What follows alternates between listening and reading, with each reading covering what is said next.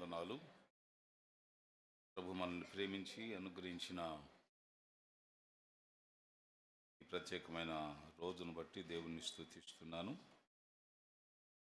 సంవత్సరాంతపు సభ ఒక రోజులో క్యాలెండర్ మనం మారబోతుంది 2026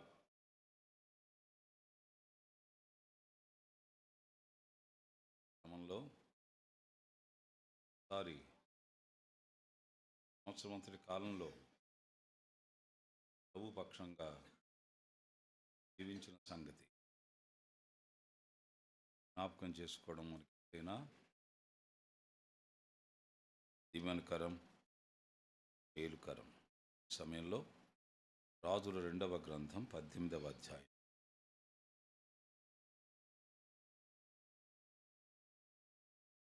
రాజుల 2వ గ్రంథం 18వ అధ్యాయం.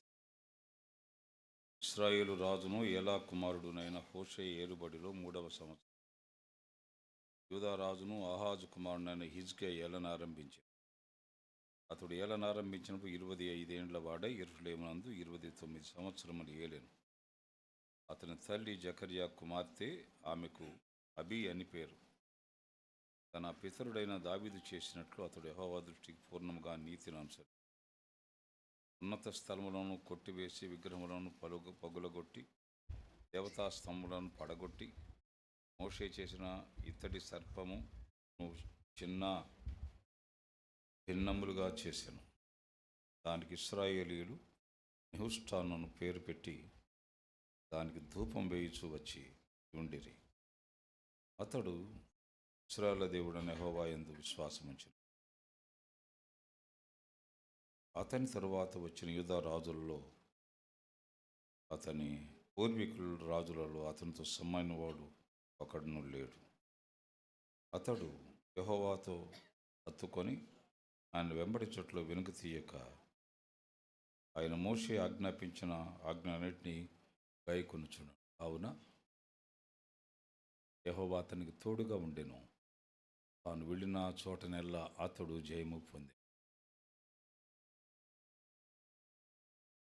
అతడు అష్షూరు రాజునకు సేవ చేయకుండా అతని మీద తిరుగబడెను. ప్రార్థన. ప్రేమగల తండ్రి, కృపగల దేవ, మహోన్నతుడా, మహాఘనుడా, మా రక్షక, మీ పాదాలకు వందనాలు, స్తోత్రాలు, స్తుతులు చెల్లిస్తున్నా. చదవని వాక్య భాగాన్ని బట్టి ధ్యానం చేస్తుండగా మీ సహాయం మాకు అనుగ్రహించండి. పరధ్యానం తొలగించి ఏకాగ్రత అనుగ్రహించి లేఖనాలు శ్రద్ధగా ఆలకించడానికి మీ ఆత్మ సహాయం మాకు అనుగ్రహించండి. సంవత్సరాంతపు సమావేశాలు ఇవి. మీ హెచ్చరికలు మాకు అత్యవసరం. ప్రత్యేకమైన గురితో, దృక్పథంతో, ధ్యేయంతో, ఆశయంతో నూతన సంవత్సర ప్రవేశం చేయడానికి మమ్మల్ని సిద్ధపరచండి. చదవబడిన వాక్య భాగాన్ని దీవించండి అన్న ధ్యానిస్తుండగా మీ ఆత్మ సహాయం కోరుతూ యేసు నామంలో ప్రార్థించి వేడుకుంటున్నాం తండ్రి, ఆమేన్. ప్రియమైన సహోదరి సహోదరులరా, మనం చదువుకున్న ఈ వాక్య భాగంలో యూదా రాజు అయిన హిజ్కియా ప్రస్తావించబడ్డాడు. రాజుల గ్రంథంలో రాజులు ఉన్నారు. దినవృత్తాంతాల గ్రంథంలో కూడా 2 గ్రంథాలలో రాజులు ఉన్నారు. రాజులు 2 గ్రంథాల్లో రాజులు ఉన్నారు. దినవృత్తాంతాలు 2 గ్రంథాల్లో కూడా రాజులు ఉన్నారు. ఏమిటి ఈ రెంటికి తేడా?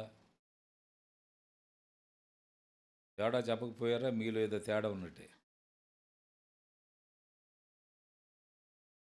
అది రాజుల గ్రంథంలో రాజులండి, ఇదేమో దినవృత్తాంత గ్రంథంలో రాజులండి అంటే సరిపోదు. ఆ రాజులు ఈ రాజులు పేర్లు ఒకటే, తేడా ఏంటి? రాజుల గ్రంథంలో ఇశ్రాయేలు రాజు, యూదా రాజులు ఇద్దరు ప్రస్తావించబడ్డారు. అందుచేత 18వ అధ్యాయంలో హోషేయ ఏలుబడి ఇశ్రాయేలు రాజును ఏలా కుమారుడు హోషేయ ఇశ్రాయేల్ రాజు ప్రస్తావించబడ్డాడు. ఆ తర్వాత యూదా రాజును ఆహాజు కుమారుడు హిజ్కియా. కనుక రాజుల గ్రంథంలో యూదా రాజులు, ఇశ్రాయేల్ రాజులు ప్రస్తావించబడ్డారు. యూదా రాజులు ప్రస్తావించబడ్డారు. దినవృత్తాంత గ్రంథంలో యూదా రాజులు మాత్రమే ప్రస్తావించబడతారు. అది తేడా. Only Kings of JUDA.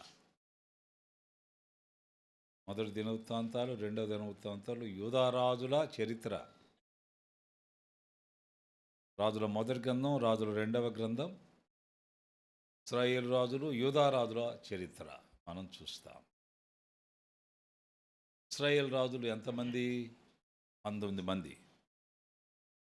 యూదా రాజులు ఎంతమంది? 20 మంది. ఐక్య ఇశ్రాయేలు సామ్రాజ్య రాజులు ఉన్నారంటే విభజనకు ముందు రాజులు ఉన్నారు. యూదా రాజులుగా, ఇశ్రాయేల్ రాజులుగా విభజించబడక ముందు, అవిభాజ్యంగా ఉన్నప్పుడు ఇశ్రాయేలు దేశం 3 రాజులు ఉన్నారు. 19 + 20 ఎంతండి? 39 + 3 42 మంది రాజులు. ఆ 3 ఎవరు? సౌలు, దావీదు, సొలొమోను.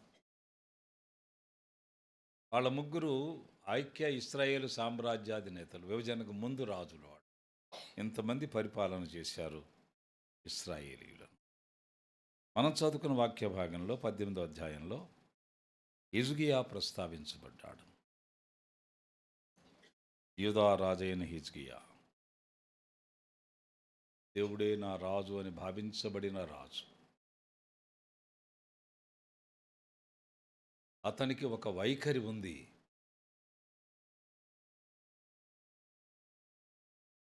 దేవుణ్ణి సేవించడంలో ఒక ప్రత్యేక వైఖరి కలిగిన వాడు. రాజ్య పాలన అలా ఉండగా దేవుణ్ణి విస్మరించిన వాడు కాదు.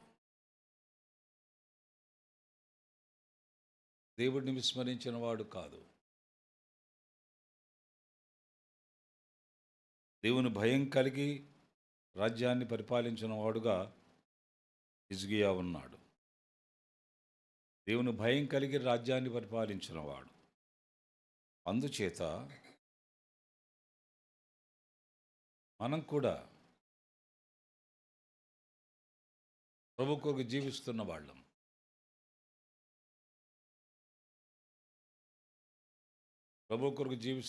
మనం కూడా ఒక జీవన శైలి, జీవన వైఖరి కలిగి ఉండాలి. అది చెక్ చేసుకోవాలి. చెక్ పోస్ట్ ఇది. ఈ బళ్ళన్నీ ఆగాయి ఇక్కడ. చెక్ చేసుకోవాలి. 2025 12 నెలలు అనుభవిస్తూ 30వ తారీఖు వచ్చాం. మనం గురించి చెప్పదలిస్తే, మన గురించి మనం చెప్పుకుంటే, మనల్ని గురించి దేవుడు చెప్పదలిస్తే ఏమని చెప్తాడు? హిజ్కియాను గురించి మంచి రిపోర్ట్ చూస్తాం. ఇది మనం చెక్ చేసుకోవాలి. మనం ఏమి చేయకపోయినా కొత్త సంవత్సరం వచ్చేస్తుంది. అది పెద్ద కష్టపడాల్సిన పని లేదు.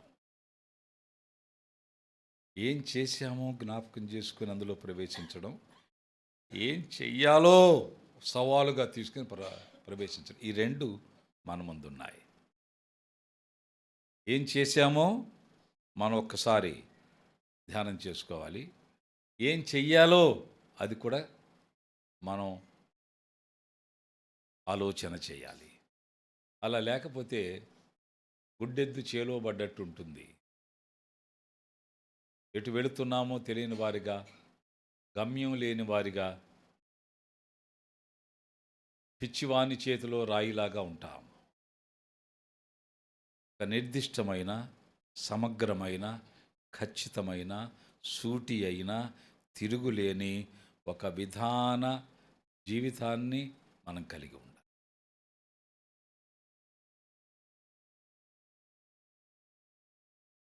హిజ్కియాను గురించి మనం చూస్తున్నప్పుడు చూడండి ఆయన అంశాలు. 18వ అధ్యాయం 5వ వచనం. అతడు అని వ్రాయబడింది, అతని తరువాత అని వ్రాయబడింది, అతడు యెహోవాతో అని వ్రాయబడింది. అతనికి తోడుగా ఉండనని రాయబడింది. అతడు జయము పొందినని రాయబడింది. అతడు అష్షూరు రాజునకు సేవ చేయకుండా ఉన్నాడు అతడు. ఈ రాత్రి మన సందేశం టైటిల్ ఏమిటంటే అతడు. అతడు ఈ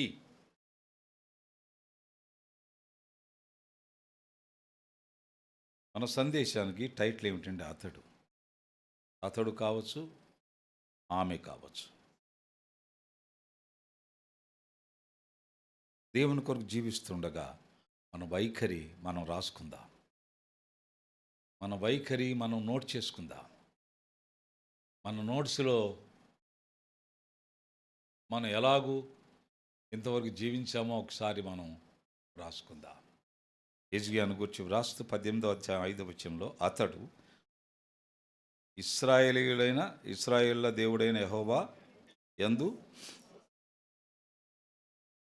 విశ్వాసముంచిన వాడు. అది నెంబర్ 1. ఇశ్రాయేళ్ల దేవుని యందు విశ్వాసముంచిన వాడు.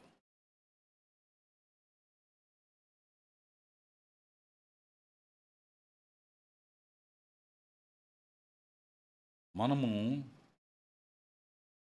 దేవుని యందు విశ్వాసం ఉంచిన వారుగా మనం నమోదయ్యాం. విశ్వాసులము అని చెప్పబడుతున్నాం. విశ్వాసులము అని చెప్పబడిన తరువాత మన వైఖరిలో స్పష్టమైన ఒక మార్పు కనబడుతుంది. చెప్పుకోవడం కాదు, మార్పు కనబడుతుంది. ఏమిటండి మీరు తినరా? లేదండి అంటే ఏం సమాధానం చెప్తాం మనం? నేను మతం పుచ్చుకున్నానండి. అది సాధారణంగా చెప్పే మాట. అది సరైన సమాధానం కాదు. మతం పుచ్చుకోవడం ఏమిటి? పుచ్చుకునేది కాదు ఇది. ఇది అనుభవించేది. ఇది అనుభవించేది.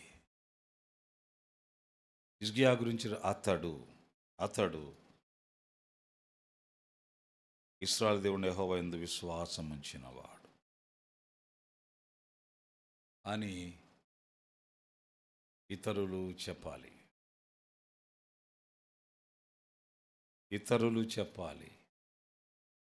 మనకు మనం చెప్పుకోవడం అనేది సహజంగా లోకంలో చూస్తున్నాం. మనుషులు చెప్పుకుంటున్నారు, నాయకులు కూడా చెప్పుకుంటున్నారు. నేను అది కనిపెట్టాను, ఇది కనిపెట్టాను, అది నేనే చేశాను, ఇది నేనే చేశాను, ఇది నా వల్ల అయింది, అది నా వల్ల అయింది. అది చెప్పుకోవడం అది పెద్ద సంగతి ఏం కాదు. ఒక్కటే చెప్పట్ల వాళ్ళు, ఒక్క విషయం తప్ప అన్నీ చెప్తున్నారు. ఆకాశాన్ని కూడా నేనే తయారు చేశానని ఎవరు చెప్పడం?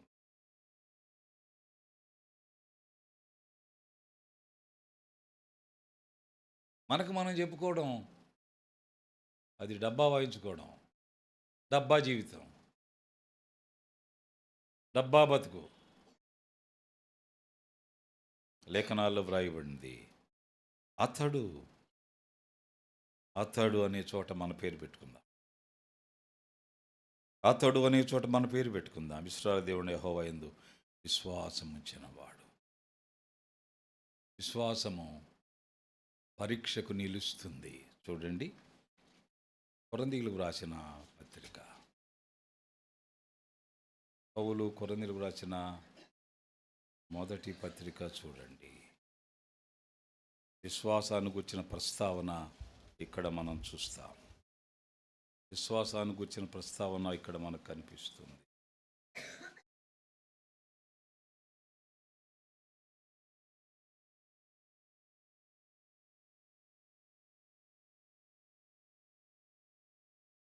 మొదటి అధ్యాయం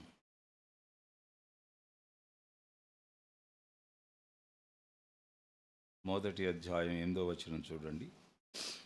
సహోదరులారా, ఆసియాలో మాకు తటస్థిన శ్రమను గురించి మీకు తెలియకుండా మాకు ఇష్టం లేదు. అదేదనగా మేము బ్రతుకుదమని నమ్మకము లేక ఉండినట్లుగా మా శక్తికి మించిన అత్యధిక భారము వలన కృంగిపోతిమి.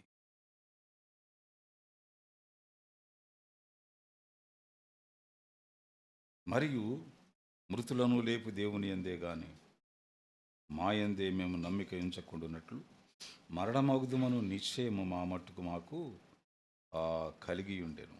ఆయన అట్టి గొప్ప మరణము నుండి మమ్మను తప్పించును, ఇక ముందును తప్పించును. దీనికి ఒక పేరు పెడితే ఏం చెప్తామంటే విశ్వాసము.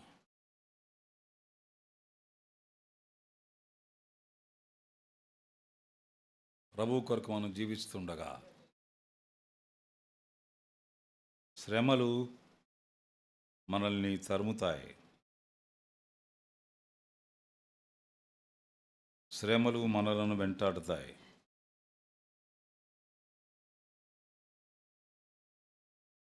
శ్రమలు మన ఇంట మన వెంట ఉంటాయి.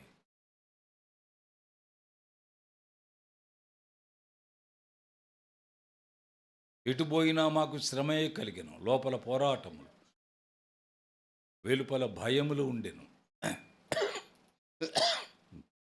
ఆయనను దీనులను ఆదరించు దేవుడు తీతు రాకవలను మమ్మను ఆదరించని పౌలు చెప్తున్నాడు.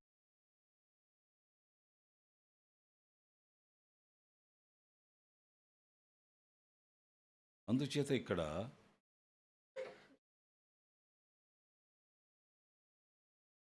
ఈ కొరింథీయులకు రాసిన మొదటి పత్రికలో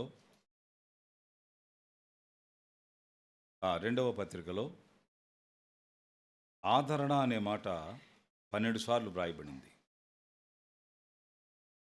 ఈ మొదటి అధ్యాయంలోనే శ్రమ అనే మాట 5 సార్లు వ్రాయబడింది. నిరీక్షణ అనే మాట 2 సార్లు వ్రాయబడింది. విశ్వాస జీవితం ఆదరణ, శ్రమ, నిరీక్షణతో కూడింది. దేవుని నమ్మడం సులభం, దేవుని కొరకు జీవించడం చాలా కష్టం. దేవుని కొరకు జీవించడం చాలా కష్టం ప్రియులారా. హిజ్కియా అతడు ఇశ్రాయేలు యెహోవా యందు విశ్వాసం ఉంచినవాడు. He kept his faith in the Lord who is the Lord of Israelites. ఇశ్రాయేలు దేవుని విశ్వాసము చెక్కు చెదరకుండా ఉండాలి, చెక్కినట్టు ఉండాలి.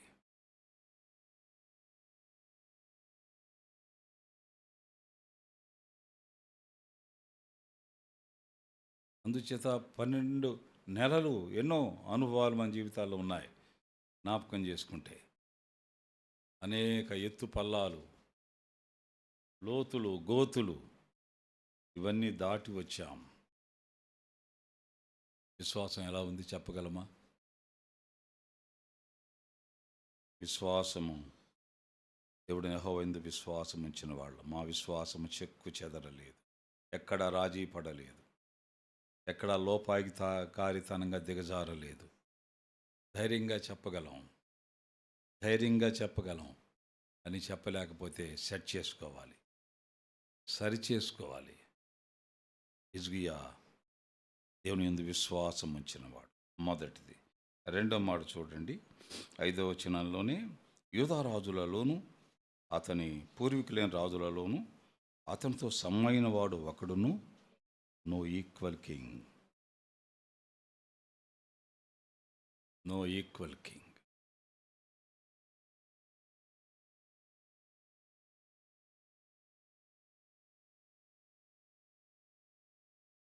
అలాగూ మనం జీవించాలని సరిగా మనకు సమమైన వారు ఒక కూడా ఉండడానికి వీలు కాని విశ్వాస ప్రమాణాలను మనం కలిగి ఉండాలి. సంఘ పరిచర్యలో, సహవాసంలో నో ఈక్వల్. నేను పక్కతో సరిపోనండి, నా విశ్వాసం సరిపోదు, నా భక్తి సరిపోదు అని చెప్పనిద్దాం. ఇటీవల ఒక యవనస్తుడు మా సంఘం నుంచి ఉద్యోగం వచ్చి మంచి కంపెనీలో, ఐటీ కంపెనీలో చేరాడు. బెంగళూరు వెళ్ళాడు. అతడు దాదాపు ఒక 10-12 సంవత్సరాలు నమ్మకంగా సంఘంలో ఉన్నాడు. చదువుకునే కాలం నుండి, ఏదో సెయింట్ జాన్లో చదువుతున్న కాలం నుండి సంఘానికి వస్తున్నాడు. అతనికి ఒక మంచి సన్మానం చేసి పంపించాం. సన్మానం చేసినప్పుడు ఆయన గురించి చెప్పిన మాటలు ఏమిటంటే, అతని పేరు సునంద్. సునంద్ సునంద్ ఇంకా రాలేది అనే అవకాశం ఇవ్వలేదు, అలా వచ్చాడు. కీబోర్డ్ అతనే వేస్తాడు, మైక్ అతనే పెడతాడు, వీడియో అతనే తీస్తాడు, ఆన్లైన్లో రిలీజ్ ఆయనే చేస్తాడు. ఎప్పుడు కూడా తన సర్వీస్ అంతట్లో సునంద్ ఇంకా రాలేదే అనే మాట అనిపించబడలేదండి. అలా వచ్చాడు. 12 సంవత్సరాలు. ద బెస్ట్ యంగ్ మ్యాన్ అనే గనక ఎన్నిక చేసుకుంటే సునందని ఎన్నిక చేసుకోవాలి అని చెప్పబడ్డాడు. మన విశ్వాసంలో మనతో సమానమైన వారు ఉండని క్రమంలో మనం జీవించాలి. హిజ్కియా ఎట్టివాడు, ఒకటి విశ్వాసం ఉంచినవాడు. అతడు ఎట్టివాడు, అతని తరువాత వచ్చిన యూదా రాజుల్లోనూ అతని పూర్వ రాజుల్లోనూ సమానమైన వాడు ఒకడు. 3వ లక్షణం చూడండి. అతడు యెహోవాతో హత్తుకొని ఆయన వెంబడించుటలో వెనుక తీయక ఆయన మోషేకు ఆజ్ఞాపించిన ఆజ్ఞలన్నీ గైకొనుచుండెను.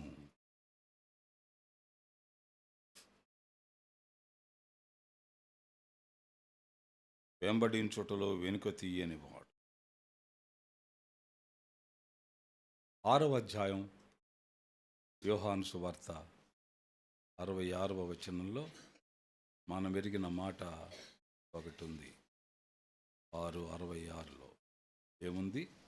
అప్పటి నుండి ఆయన శిష్యులలో అనేకులు వెనుక తీసి ఆయన ఎన్నడూను వెంబడింపలేదు.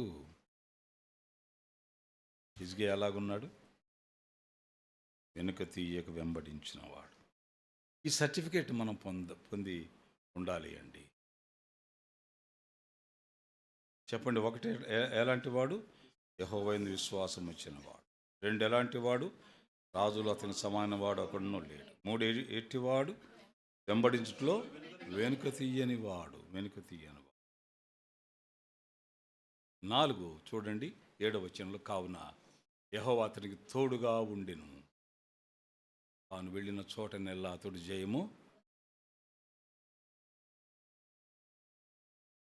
వెళ్ళిన చోటల్లా అతడు జయాన్ని పొందాడు. వెళ్ళిన చోటల్లా జయాన్ని పొందాడు. ఇది మన ప్రోగ్రెస్ రిపోర్ట్ కావాలండి. ఇది ప్రోగ్రెస్ రిపోర్ట్ రోజు. ఇది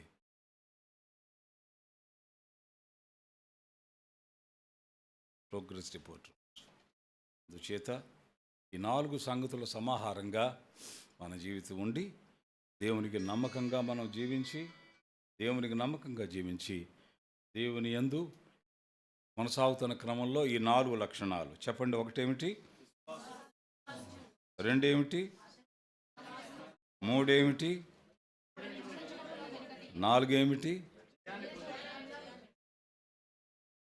ఇలాగు జీవించి 2026లో ప్రవేశిద్దాం. ప్రభువైన దేవుడు అలాగూ మనకు తగిన సహాయం చేయునుగాక. ఆమేన్. ప్రార్థన. ప్రేమగల తండ్రి, కృపగల దేవా, మీకు స్తోత్రాలు. మీరు అనుగ్రహించిన ఈ సమయాన్ని బట్టి స్తోత్రాలు. లేఖన ధ్యానాల్లో సహాయం చేశారు. ఆలకించిన బిడ్డలను దీవించండి. ఆ క్రమంలో జీవించడానికి మీ సహాయం దయచేయమని యేసు నామములో ప్రార్థించి వేడుకుంటున్నాం తండ్రి.